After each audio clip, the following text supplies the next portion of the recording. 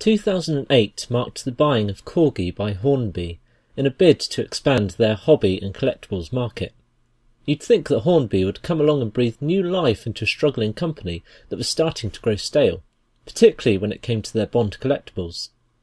Unfortunately, this wasn't really the case, with existing models released in different packaging the tried and tested Corgi way. The 2003 Director's Cut cars were re-released in 2009, a year after the Hornby buyout, in a greyish-blue gun barrel design, complete with 007 logo and the silhouetted Bond in gun barrel pose. This is an improvement over the Ultimate Collection box design. Although no longer advertised as Director's Cut models, these are how the cars should have been released originally at the time of the definitive set. At the time, Director's Cut read as meaning high-quality, well-designed models, as opposed to the watered-down Ultimate varieties. They are better designed, some with models or small passengers included, and have smaller features like wing mirrors, detailed wheels, and higher quality gadgets, something you'd expect to see from an accurate die-cast model, but things that have been lacking in some Corgi releases. The models from this particular release are very hard to track down. When they do appear on eBay, the asking price is usually £20 or more. They apparently did not have a huge run at the original time of release, and were perhaps not popular enough to warrant a further batch to be made. Again, Corgi's terrible marketing of these models is to blame, with these cars being released the year after Quantum of Solace was released, at the beginning of another long hiatus in Bond films. These are by far the best versions of the Bond cars that Corgi has produced, so grab yourself the original Director's Cut cars, as they are the more readily available. There are other varieties of Bond car not included in this release though, so you will need to find this as part of a different set, detailed in future videos.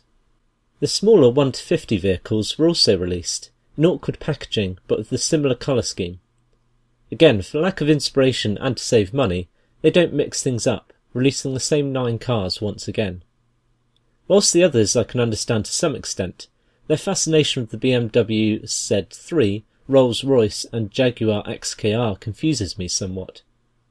Why they don't produce smaller versions of the other iconic cars, like the other Beamers and the Lotus Esprit Turbo that they seem to love so much in the 1:36 scale, as well as the Citroën 2CV, Mustang Mach-1 and Toyota 2000 GT, I'll never know.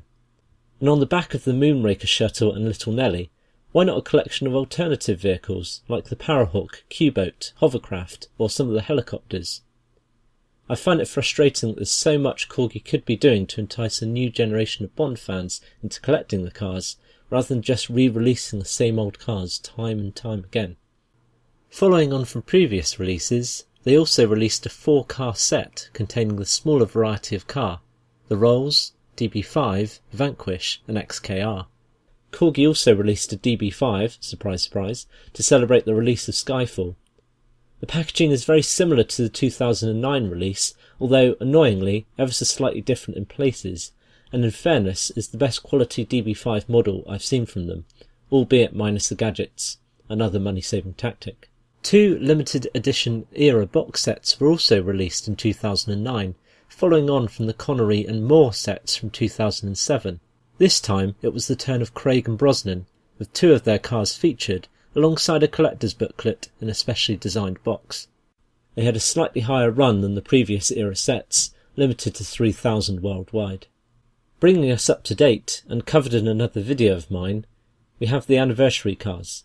First up, the 50th anniversary of Goldfinger was marked with the release of not 1, but 2 DB5s, 1 silver and 1 gold, in 2014. These were released again in 2015, this time minus the Goldfinger anniversary sticker. The silver version was apparently released again, as it has 2 production codes, 04204 and 04205, alongside the original 04203. The model itself is smaller in scale than the standard Corgi release, closer in scale to the 1:50 scale cars, but of a detail of the biggest models. These were released yet again in 2015, this time under the guise of the 50th anniversary of Thunderball, which conveniently featured the DB5 again. Finally, the first new Bond car Corgi has made since 2006, not including any slight redesigns of existing models, was the 2015 release of the Aston Martin DB10.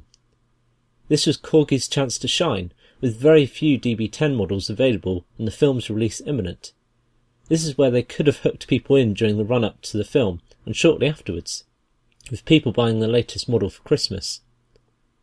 Unfortunately, the official release date fell in January, when Christmas was, of course, over, and the high of the new film having been released well and truly worn off. The only consolation for Corgi was the fact that the DB5 had 20 seconds of screen time, which meant that DB10 could be released alongside the DB5 in special packaging, something that hit shelves 5 months after the release of the film. Who knows where Corgi and Hornby go next with their Bond licence? With no new film imminent, they'll have to think up ingenious ideas to keep people buying their model cars in the meantime. A full-blown re-release of the cars hasn't happened since 2009, so this is certainly one possibility. The 50th anniversary of You Only Live Twice, which featured Corgi favourite the Toyota 2000 GT, is coming up next year, so expect them to mark this in a similar manner to Goldfinger and Thunderball. The 2000 GT was one of their original Bond car models, so they can release it in similar vintage-looking packaging. I'll update you of upcoming releases as and when I know more.